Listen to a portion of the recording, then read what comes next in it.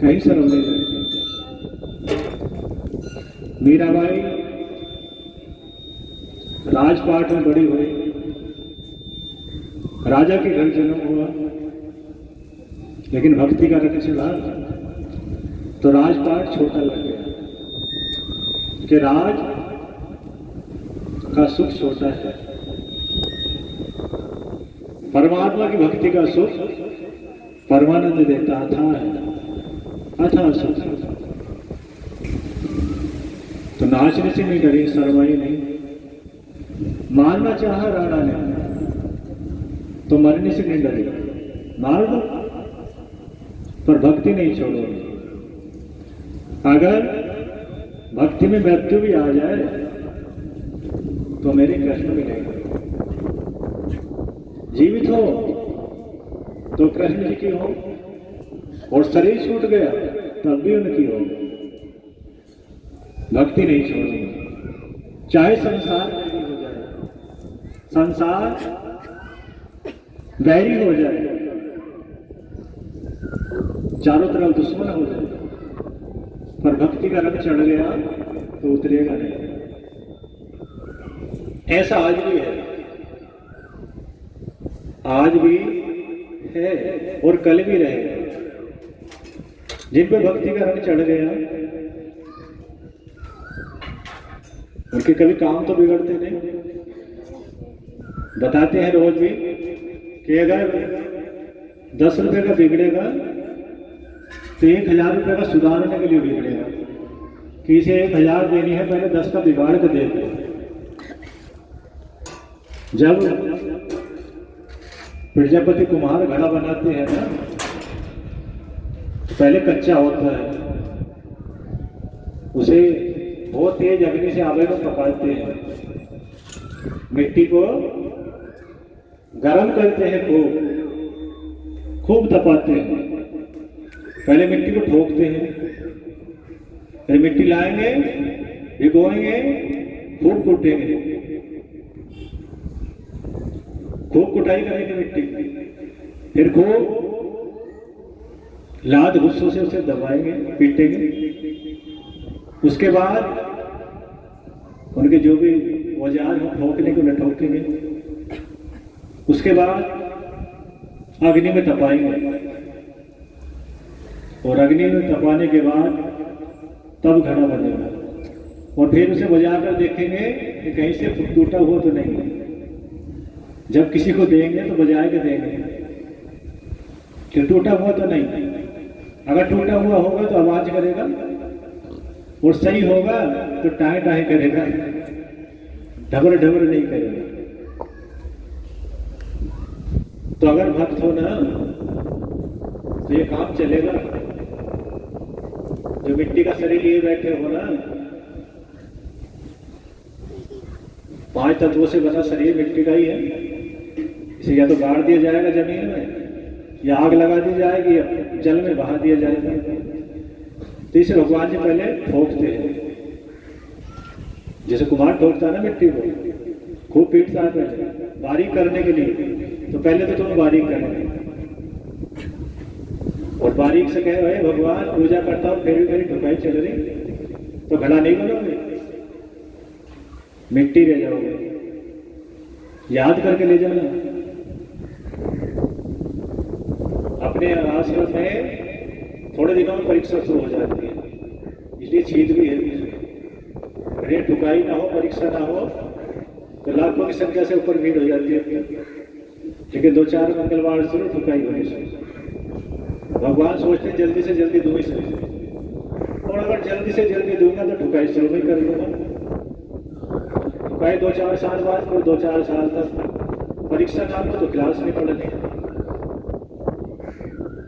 अब क्लास बढ़ानी है ना, तो जब स्कूल में जाते हैं 1-2 महीना हो तो गुरुजी कहते हैं भैया 2 महीने हो गए पढ़ते हुए, और मासिक टेस्ट हो गए, कहते नहीं 2 महीने हो गए मासिक टेस्ट हो गए, और 6 महीने हो जाए तो 6 टेस्ट होंगे, और 1 वर्ष हो जाए तो वार्षिक टेस्ट होंगे, वार्षिक परीक्षा होगी।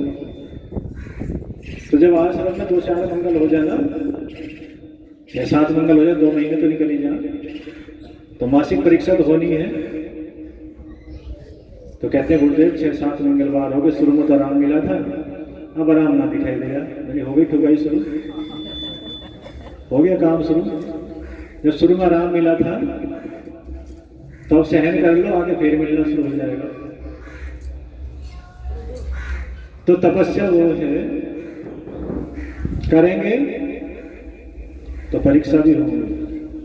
घड़ा बनाना है भगवान जी को तुम्हें कुम्हार की तरह, जब कुम्हार घड़ा बनाता है तो ठुकाई भी करेंगे, गीला भी करेंगे, पिटाई भी करेंगे, और फिर आवेगा जैसे कुम्हार पकाती है ना घड़े को, वैसे तपाएंगे भी। और तपाने के बाद फिर जल भर देंगे रब जीवन भर, टुकड़े भी हो जाए ना तो मिट्टी नहीं बनेगी। घड़ा 100 साल के लिए पृथ्वी में दाव दो, 100 साल बाद निकाल लो तो घड़ा वैसा ही निकलेगा जैसा दावा था। या मिट्टी बन जाएगा? नहीं बनेगा। तो अगर तुम पर रंग चढ़ गया, पक गई ना, भक्ति का रंग चढ़ गया, तो फिर मनुष्य नहीं बनोगे। 1000 साल बाद भी नहीं बनोगे कि मोक्ष मिल जाता है। ये कुम्हार का घड़ा द्वारा मिट्टी नहीं बनेगा तो तुम भी द्वारा जन्म नहीं लोगे, जिसे कहते हैं मोक्ष। शिव कहेंगे तू मेरा और मैं तेरा, अब पृथ्वी को भटकने के लिए नहीं जाने दूंगा। बहुत कष्ट सहन कर लिए तूने, बहुत पिटाई की मैंने भी तेरी, बहुत दुख पड़े, कभी कटा, कभी पीटा, कभी लूटा, कभी एक्सीडेंट, कभी काट लिया किसी ने, कभी कोई लिपट गया, किसी ने डंडा मार दिया, बड़े कष्ट सहन किए। तो अब तूने मेरी भक्ति कर ली, मेरा हो गया, तो इस पृथ्वी पे भटकने के लिए नहीं जाने दूंगा। तब समझना कि हम कुम्हार का वो घड़ा बन गए जो मिट्टी नहीं बनेगा। कबीरदास जी ने एक दोहे में कहा है कि ये रंग ऐसा है जिसे कुम्हार का पका हुआ घड़ा द्वारा चाक पर नहीं चढ़ता। चाक कहते हैं जिससे बर्तन बनते हैं। कुम्हार का पका हुआ घड़ा द्वारा चाक पर नहीं चढ़ता। ऐसे इस रंग के चढ़ने के बाद कोई और रंग नहीं चढ़ता। अगर चढ़ जाए तो समझो भगवान का रंग नहीं चढ़ा था। अगर भक्ति करने के बाद छोड़ दी जाए तो भक्ति की ही नहीं थी। ऋषि मुनि, देव ऋषि, महर्षि, ब्रह्म ऋषि, उन्होंने एक दिन नहीं छोड़ी। पुजारी बन गए तो भक्ति बढ़ाते रहे, घटाई नहीं। तो हमने जब से जन्म लिया, चलना बोलना सीखे, तब से कोशिश की कि जो हमारे मिले,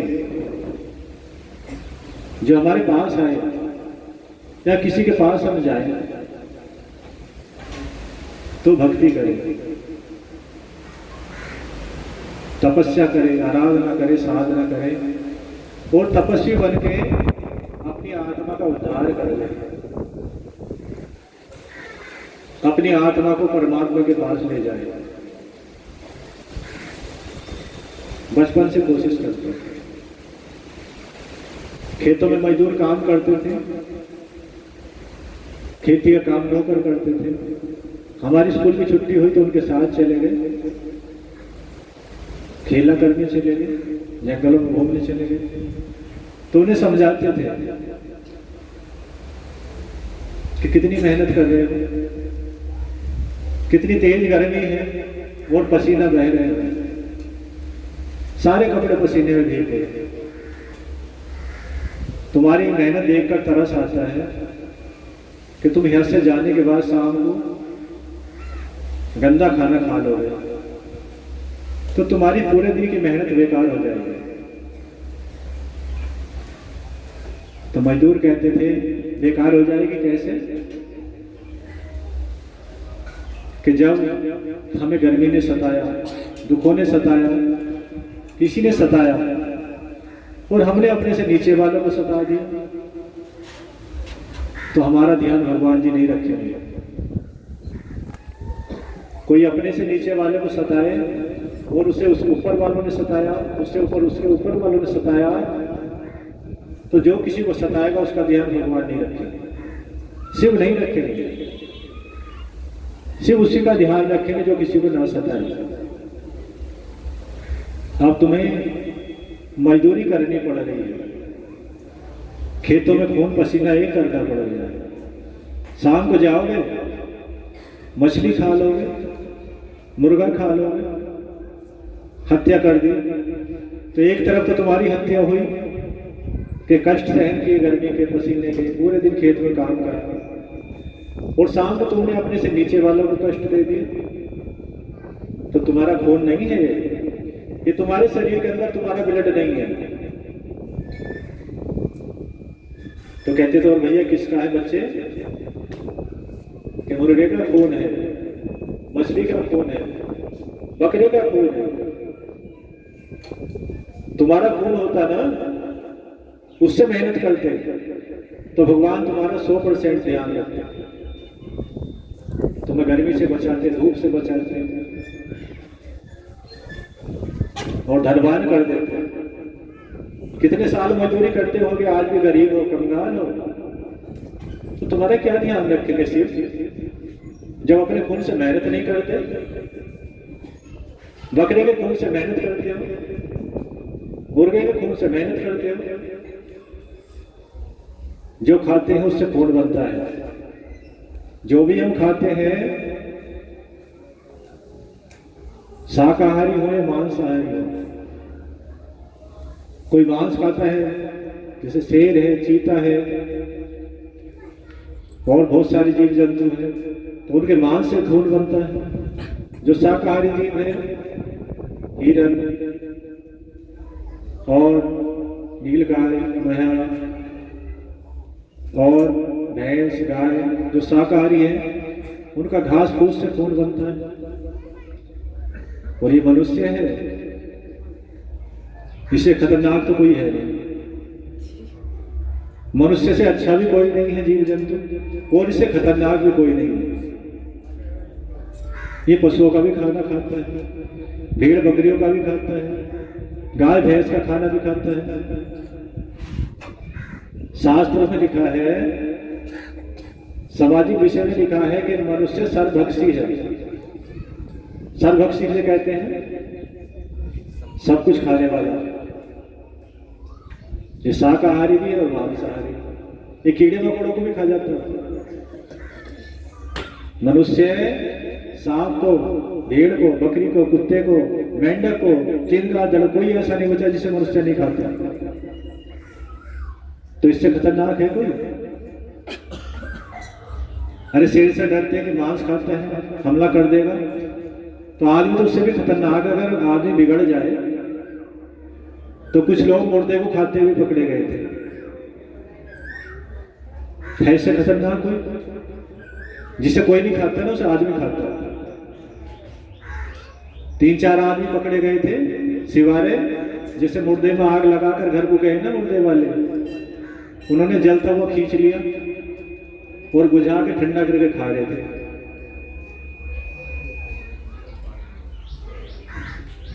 तो इतने खतरनाक आदमी है। शेर भी इतना खतरनाक नहीं है, और इतने अच्छे हैं कि रात दिन शुद्ध शाकाहारी खाते हैं, प्याज तक नहीं छूते। लहसुन प्याज में भी उन्हें दुर्गंध आती है। घास भले से खा लें लेकिन भैंस नहीं खाएंगे। और बहुत से ऐसे हैं, घास तो खाएंगे नहीं, भैंस खा जाएगा।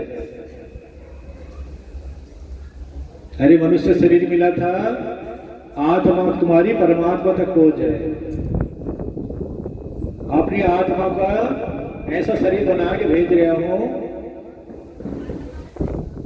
सबसे सुंदर, सबसे महान, सबसे श्रेष्ठ ऐसा शरीर बना के दे रहा हूं कि और जीव जंतु नहीं है पूरे संसार में। और कोई प्राणी, जीव जंतु ऐसा नहीं है जिसे तुझे से ऋण दे रहे हो, स्त्री का हो, पुरुष का।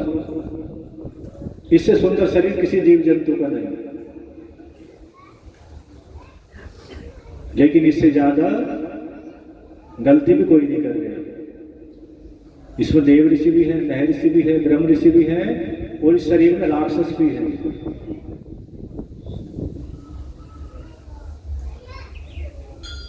जो गंदा खाना खाते हैं, जीव हत्या करते हैं, उन्हें मनुष्य कहलाने का अधिकार नहीं है। वैसे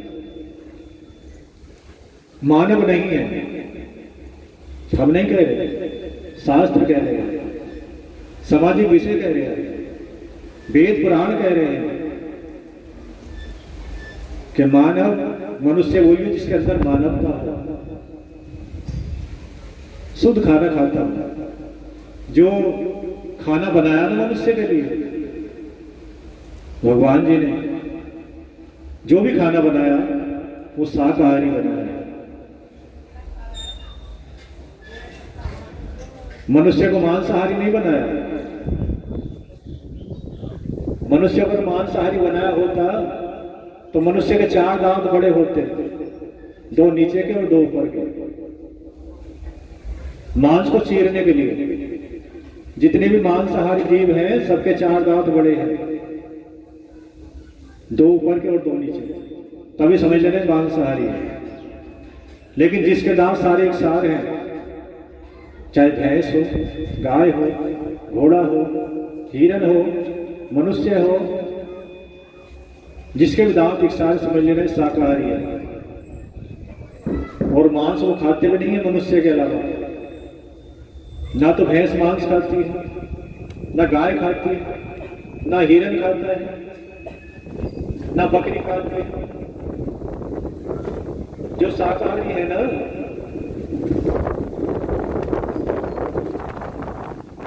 वो घास खाते हैं, फल खा लेंगे, फूल खा लेंगे, लेकिन मांस नहीं खाते। लेकिन आदमी जिसे सबसे महान बनाया, जिसका शरीर सबसे सुंदर बनाया, जिसे परमात्मा ने अपने पास आने के लिए काबिल किया, ये सबका खाना खा रहा। कीड़े मकोड़ों का भी, हिंसक पशुओं का भी, पशुओं का भी अपना खाना जो बनाया, जो उस खाने को खा रहे हैं ना, शिव उनसे प्रसन्न है। जो शाकाहारी खाना खाते हैं, शिव उनसे प्रसन्न है कि मैंने जैसे इसे बनाया था वैसे ही खा रहे हैं।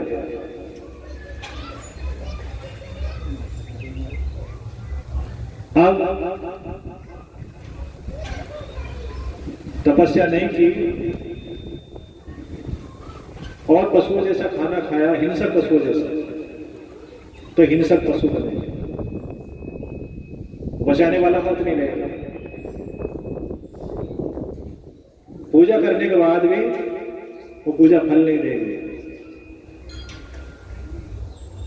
पूजा भी करोगे और जीव जंतुओं को खाओगे तो पूजा तुम्हारी निष्फल है, बेकार है। समझ लेना, जैसे स्कूल में जाते हैं, क्लास में घंटा भी लेते हैं, रोज जाते हैं, पूरे वर्ष जाते हैं, और गुरुजी की बात सुनते नहीं। गुरुजी ने जो सवाल प्रश्न बताए उन्हें करते नहीं, तो फेल हो जाते हैं नहीं। तो पूजा भक्ति में भी यही है, गुरुओं की बात नहीं सुनेंगे। सब गुरु कहते हैं गंदा खाना मत खाओ, जीव जंतुओं की हत्या मत करो, किसी को मत सताओ, और फिर भी हम उस काम को कर रहे हैं तो फेल होना है। जैसे स्कूल में फेल हो जाते हैं वैसी भक्ति में फेल हो जाएंगे। शिव नहीं मिलेंगे, भगवान नहीं मिलेंगे, किसी भी रूप की पूजा कर लो नहीं मिलेंगे। क्या सिर पटक पटक के ना सिर फोड़ लो, फिर भी नहीं मिलेंगे। मिलेंगे तब जब गुरुओं के प्रश्नों का हल करके लाओगे। गुरु जी ने प्रश्न किया दिया कि कल से सुधरना है, गंदा खाना नहीं खाना, तो सुधरने की कोशिश करो, गंदा मत खाओ। तो समझो हमने गुरु जी के प्रश्न का उत्तर दे दिया। उस सभी साधु संतों की, उस सभी ऋषि मुनियों की बोल श्री गुरु गिरंगी जी की और भक्ति के सिवा जो भी मिला है गुरुओं के और परमात्मा के सिवा जो भी मिला है उसके खोने की उम्र है। गुरु जी के और भगवान जी के अलावा जो भी मिला है उसकी डेट रखी हुई है भगवान जी के यहाँ, खोने की कब खोया जाएगा, कब मिटेगा। और जब मिटेगा तो उससे पहले उससे काम ले लो। पता है शरीर मिटेगा, सबको पता है, तो मिटने से पहले काम ले लो। काम क्या लेना, जो काम हमारा नाम ही लेगा। जो भी करें उसका फल कभी ना मिलेगा। ऐसे नहीं आज किया था और कल उसका काम खत्म हो गया। आज मेहनत की थी और मेहनत करके 1 किलो सेब लिया और शाम तक खा लिया, तो आज की मेहनत खत्म हो गई नहीं। मैंने पूरे दिन मजदूरी की और 1 किलो सेब मिल गए या 1.5 किलो 2 किलो, और घर वालों ने आज सारे खा लिए, तो आज की जितनी मजदूरी थी खत्म हो गई, रह गई। जितना कमाया तो उतना खा लिया। तो हमें देखना जिस शरीर के लिए 1 किलो सेब खाए मजदूरी करके, उस शरीर से क्या लेना है। सेब ही लेने हैं या कुछ और भी करना है। अरे जिस शरीर के लिए इतनी मेहनत की, पूरे दिन मजदूरी करके पेट भरा, तो उस पेट से तो काम ले ले, या पेट का यही काम था भरने का ही। अरे पेट का यही काम था क्या कि ऊपर खा लिया नीचे निकाल दिया। पेट का काम था शरीर को हष्ट-पुष्ट रखना, और शरीर का काम था भक्ति करना। ये नहीं खा ली और जी के काम खत्म हो गया। खा ली और जी के फिर भी मरेगा। तो मरने से पहले कुछ ऐसा तो कर ले जो आत्मा का उद्धार हो जाए। एक ऋषि मालूम कर रहे थे, हाँ भैया मेहनत करते हो? जी गुरुदेव बहुत मेहनत करते हैं। अच्छा, उस मेहनत से क्या मिलता है? उस मेहनत से गुरुदेव धन मिलता है। धन का क्या करते हो? कुछ मकान बना लेते हैं, कुछ शादी कर लेते हैं, कुछ खाना खा लेते हैं। अरे सब जुड़ा रहेगा अंदाजी, वो तो सब खत्म ही होगा जो कमाया था। तो फिर तुमने क्या कमाया? मेहनत की, धन कमाया, और धन से क्या किया कि गुरुदेव खाया, और खाने से क्या किया? अरे मेहनत की। और तुमने मेहनत तो की खाने के लिए, और खाने के बाद की मेहनत, और क्या कमाया? तो सब चुप थे, किसी के पास जवाब नहीं था। कमाने के लिए विदेश गए, देश में कमाया, बिजनेस करी, खेती की, नौकरी किस लिए की? जीवित रहेंगे, बच्चे पाल लेंगे, बच्चों को जीवित रखेंगे, बुढ़िया बुढ़ों को जीवित रखेंगे, और जीवित रहेंगे। कुछ कमाया नहीं। और इसी पर बोले अरे जीवित रहने के लिए तो तुमने धन कमाया है। वो जीवित से क्या कमाया है? धन। और फिर वही बात आ गई, धन तो तुमने जीवित रहने के लिए कमाया, वो जीवित से क्या कमाया? तो सबके मुंह बंद थे कि ऋषि वर माफ कर दो गुरुदेव, हम तो बेकार ही कंगाल ही हैं। हाँ कंगाल होगा। अगर जीवित रह के धन कमाया है तो धन तो जीवित रहने के लिए भी कमाया। तो आज तक तुम्हारे पास कुछ नहीं है, खाली न हो लो। सबका सिर नीचे झुक गया। बोले गुरुदेव आज तक की गलती माफ कर दो, लेकिन हम कमाए। जिस जीवित रहने के लिए पिटे, कभी कभी नौकरी में पिट जाना पड़ता है, कहीं लूटे, कहीं घोड़े की तरह मेहनत की, कहीं अपमानित हुए, और उससे क्या कमाया? वो रोटी, कपड़ा और मकान। तो सबने कहा गुरुदेव आज के बाद पूजा करेंगे, अभी से करेंगे और कभी नहीं छोड़ेंगे। आज हमें पता चल गया कि जीवित रहने का उद्देश्य तब है जब भक्ति हो जाए। भक्ति अगर नहीं हुई तो जीवित रहने का कोई उद्देश्य नहीं है। केवल कमाया और जिए, कमाया और जिए, आगे ना कमाई गई ना जीवित रहे। शरीर मृत हो गया, जिसके लिए रात दिन कमाया था उसमें से आत्मा निकल गई और आत्मा धक्के खाने के लिए पहुंच गई मेरे घर। भगवान कहेंगे हत्यारे, तूने एक शरीर का विनाश किया, उस शरीर से केवल रोटी रोजी कमाई, भेड़ बकरियों की तरह जिया कि खाया और जिया है, चल वहीं चल। तो एक दिन का नहीं, 1 घंटे का समय भी बेकार बन जाने लगे कि जिस जीवित रहने के लिए नौकरी करते हैं ना, मजदूरी करते हैं, खेती करते हैं, तो वो जीवित रहने से कुछ कमाएंगे और कमाई वही है अगर भक्ति करोगे तब। पूजा जब तब ध्यान बंधन संध्या करोगे तो तुम्हारी कमाई है, वरना अपने आप को खाली समझ लेना कि कुछ नहीं है तुम्हारे पास। जो कमाया सभी लुटेगा, उस समय तुम्हारा नाम जुड़ेगा, उसके बाद किसी और का जुड़ेगा, उसके बाद किसी और का जुड़ेगा। ना तो तुम्हारा नाम रहेगा, ना तुम्हारा शरीर रहेगा, और आत्मा तड़पने के लिए फिर पृथ्वी में रहेगा। तो इसलिए सत्संग होता है, संतों के पास जब पहुंचते हैं तो संत जो हमारी गंदगी है ना, रात दिन खाने की, सोना चांदी हीरे मोती पैसा धन दौलत, इसकी जो गंदगी है उसे निकालते हैं। अरे ये जीने के लिए है सारे साधन, जीने से कमा ले वरना बेकार हो जाएगा, कुछ नहीं बचेगा तेरे पास।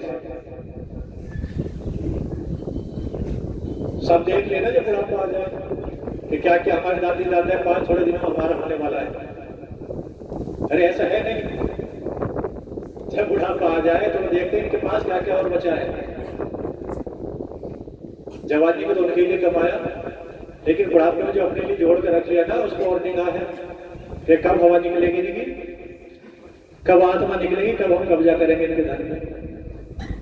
दूसरे तीसरे दिन ना 3 बाद में बैंक में पहुंच जाएंगे तो दांत खत्म हो गए जब और मृत्यु सर्टिफिकेट लगाना है। तो ये मत मान लेना जो कमा रहे वो कमाई है, उस पर और नीचे वालों की निगाह बढ़ गई, जो पीछे है ना उनकी निगाह बढ़ गई कि थोड़े दिनों में आपका काम खत्म होने वाला और मेरा नाम जुड़ जाएगा, जब देखूंगा मौज लूंगा। लेकिन उसके नीचे और वाले दूसरे आ जाएंगे तो वो कहेंगे हम तुझे हम देखेंगे। तो चिंता मत करो, जो तुम्हारे पास है वो भक्ति है तो है, भक्ति तुम्हारे पास है तो धन है, और भक्ति नहीं है तो निर्धन हो। लिख के ले देंगे, लिखवा के ले जाना, निर्धन हो, चाहे करोड़पति हो, अरबपति हो, संघपति हो, प्रधानमंत्री हो, राष्ट्रपति हो, अगर भक्ति नहीं है तो कंगालपति हो। शिव शंकर भगवान की, पार्वती माता की, श्री गुरुदेव महाराज जी की। नाम नहीं बताएंगे। एक बूढ़ी माँ की उम्र काफी हो गई, पोते हो गए, पोते बड़े हो गए, बड़ पोते हो गए। तो जैसे जैसे ना उम्र बढ़ती रहे ना, तो घर वालों का मोह कम होता जाता है। ऐसा है नहीं है? जैसे जैसे जवान हो तो घर वालों का प्यार बहुत बढ़िया वाला होता है, भाई बहुत मजबूत है, बहुत काम करेगा। भगवान श्री कृष्ण जी गीता में कह रहे कि मोह जैसे जैसे हम में चमक जाते हो ना, उतना ही मोह ज्यादा होता है, और जैसे जैसे चमक कम होती चली जाए मोह कम होता जाता है। तुम्हारे पास कपड़ा चमकदार है तो बड़ा प्यार रहेगा उससे, और जैसे जैसे कपड़ा पुराना हो मोह कम होता जाएगा। और एक दिन उठाओगे, निकाल कर फेंक दोगे, सब नहीं पहनोगे, पुराना हो गया, नया सूट सिलवाओगे, है नहीं? तो जब तक तुम्हारे शरीर में चमक है, जान है, तो घर वाले बड़ा प्यार करेंगे। एक दिन के लिए भी महीने में चले गए ना तो कहेंगे एक दिन क्यों लगाया, 1 घंटे में ही आ जाते। नींद आ लेगा भैया। और डमरू वाले की भैया सीधे हो गए, कमर खींच के बैठे। बोल मुन्नी वाले की, बस श्री गुरु ग्रंथी जी की। हम यूं नहीं कह रहे वो खत्म कर दो, प्यार खत्म कर दो, यूं नहीं कह रहे। हम लोग कह रहे हैं प्यार तो करो पर अपना ध्यान भी रखो, अपना ध्यान भी रखो। जब पुराने कपड़े को हम फेंक देते, हम भी पुराने होने वाले। तो अगर भक्ति नहीं हुई ना तो हमें उठा फेंक दोगे, तो ये भी पुराना हो गया। इधर टूटा वाला घर जो यही देखो, थूकते रहेंगे वहां। अब तो ना मलगम खांसी आती है, मेहमान आएंगे, पार्टी वाले आएंगे तो कहेंगे का दादा बड़ा थूक है, तो पुराने वाले घर पहुंचा दो, बर्तन में तो थूकते रहेंगे। तो जैसे शरीर पुराना ना, पुराने वाला घर मिलेगा। और भक्ति की है, तपस्या की है ना, तो तुम्हारे थूक से भी कोई नहीं अलग आएगा। थूक साफ करने वाले बहुत चेले मिल जाएंगे, कई सारे रुमाल लिए खड़े रहेंगे।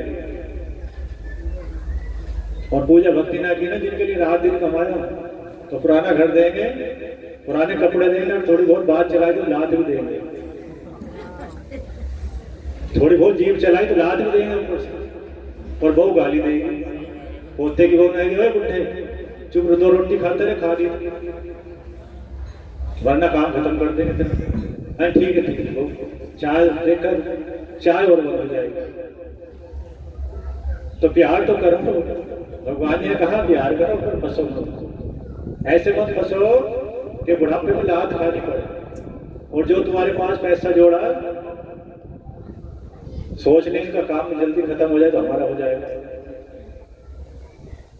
तो जो बूढ़ी माँ थी,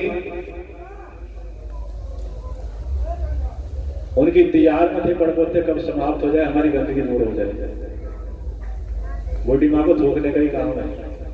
कभी पेट खराब हो जाता है तो कपड़े गंदे कर लेती है।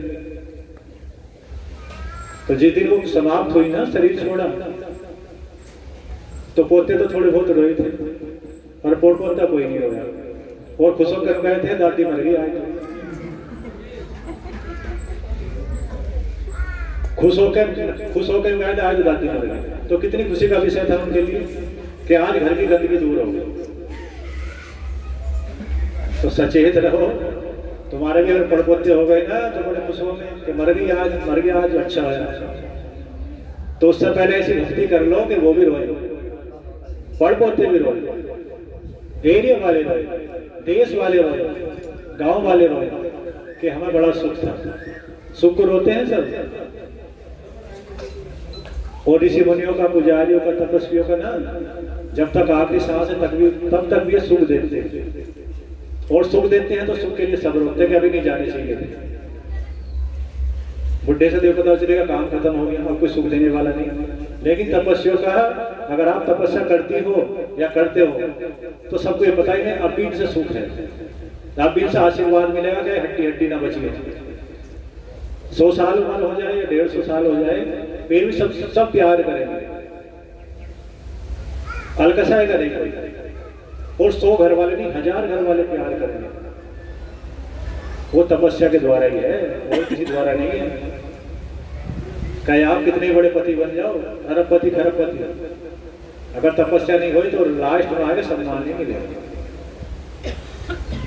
और किसी कारण से किसी अच्छे परिवार में सम्मान हो भी गया तो उसके बाद गाय भैंस भेड़ बकरी बनना पड़ेगा, तो वहां डंडे पड़ेंगे। यहाँ के डंडों से बच गए तो वहां डंडे शुरू हो जाएंगे, शरीर छोड़ दो, आ जा, हम देखेंगे तुझे क्या करा तुमने। तो आज से नहीं, अभी से सचेत हो जाओ। काम एक दिन भले से छूट जाए, पूजा ना छूट जाए, भगवान जी बड़े खुश हो जाएंगे कि अपना काम छोड़ दिया मेरे लिए। लेकिन अगर काम के चक्कर में पूजा छोड़ दी तो लिख के दे देंगे, स्टाम्प पेपर ले आना। काम के चक्कर में पूजा छोड़ दी तो पुजारी कभी नहीं बन सकते, अच्छे पुजारी नहीं बन सकते। हाँ, काम छोड़ दो पूजा के लिए, तो काम बिगड़ जाए तो गारंटी हम ले लें। जो वनों में जाए उनके लिए बैठ गए ना, अभी सुनाएंगे शिव कथा में, उनके लिए भी खाने का इंतजाम वही हो जाता है। जिस गाय का रास्ता काट देना दूध नहीं देती, उस तब से इंतजाम कर देते हैं भगवान जी के, जल भी पिलाऊंगा, खाना भी खिलाऊंगा, और कितनी भयानक ठंड हो मरने भी नहीं दूंगा। तुमने तो अपना पीछे छुटा लिया, दूध नहीं देती तो रास्ता काट दिया, जा जहां तुझे जाना भाग जा। लेकिन जो उसके पिताजी है ना, तुमसे ज्यादा देख रेख करते हैं, बीमार भी नहीं होने की, जल भी पीने को मिलेगा और खाना भी मिलेगा। और जो उसके डंडा मारेगा ना, उसे भी लिख के हम दे देंगे, उस पर डंडे जरूर पड़ेंगे। जो गाय घूम रही है, उन्हें कोई सताता है तो लिखित में दे देंगे, वो सताया जाएगा। अगर किसी के घर जाके डंडा मारी हो ना गाय ने, तो लड़ पड़ेगा नहीं। अरे किसी के घर गाय या भैंस बंधी है, तुम जाओ पड़ोसी के घर डंडा मार दो, तो हो सके तुम्हारे न लग जाए कि मेरी भैंस के मार के अपने आप क्या 20 मार दे, अपने आप क्या 20 डंडे मार दे जब दूध ना दे, लेकिन पड़ोसी से नहीं पिटवा लेगा। नहीं पिटवा लेगा, तुम पिटवा लोगे भाई? नहीं। पड़ोसी डंडा मार जाए तो हम कहेंगे तेरा सिर फोड़ दो, मेरी गाय का हमारा क्यों? अपने आप भले से मार ले। तो भगवान जी अपनी गाय को भले से सता ले, जंगल में फिर रही है, लेकिन अगर हम मारेंगे, बंशी मारेंगे तो बंशी हमारे लगेगी, डंडा मारेंगे तो याद लिख के ले जाना डंडा लग रहा है, बांध के मारोगे तो बंध के पिटोगे। भगवान है, उनके पिताजी जो ना, उनकी मां, उनके भगवान, वो मारेंगे। तो याद रखेंगे, अगर गाय बहुत हमारे खेत में मिल जाए तो धीरे से निकाल दो, पीटेंगे नहीं। उनका चार्ट भगवान जी के पास है। जिसका रस्सा तुमने काट दिया, उसका रस्सा भगवान जी ने पकड़ लिया, क्या मेरी हो गई? तुम्हारे घर भले से सूखी हुई थी, लेकिन जब भगवान जी घर पहुंच गए तो मोटी हो गई। बीच सड़क पर बैठ जाए, देखना सड़क पर जब कहीं जाते हो, बहुत दूर तक आए बैठे मिलेगी बीच सड़क पर, सब अपनी अपनी सवारी बचा के ले जाएंगे। क्यों? इनके पिताजी बहुत बड़े हैं, इनके पिताजी बहुत बड़े हैं, थोड़ी सी भी खिसका दी तो हम खिसक जाएंगे। तो जब तुम तपस्वी बन जाओगे, तुम्हारा रास्ता भगवान जी के हाथ में आ जाएगा, तो तुम्हें पीटने वाला डरेगा। जिस दिन ये पता चल गया पुजारी हो गया, तो गाली देने वाला भी डरेगा, पीटना तो बहुत बड़ी बात है। गाली देने वाला भी सोचेगा आज मैं पुजारी को गाली दे दी, आज पता ना कुछ होना जाए, और होगा नहीं, 100% होगा। तो ऐसे पुजारी बन जाओ जो तुम्हें कोई गाली देने की हिम्मत ना करे। पीटिंग तो बहुत बड़ी बात है। तो वो तभी है जब अपना रास्ता, अपने जीवन की डोर भगवान जी के हाथ में पकड़ा दोगे कि भगवान जी मैं तुम्हारा और तुम मेरे। दुर्गे माता की, बचतम्बे माता की। अब शिव कथा सुनाएंगे।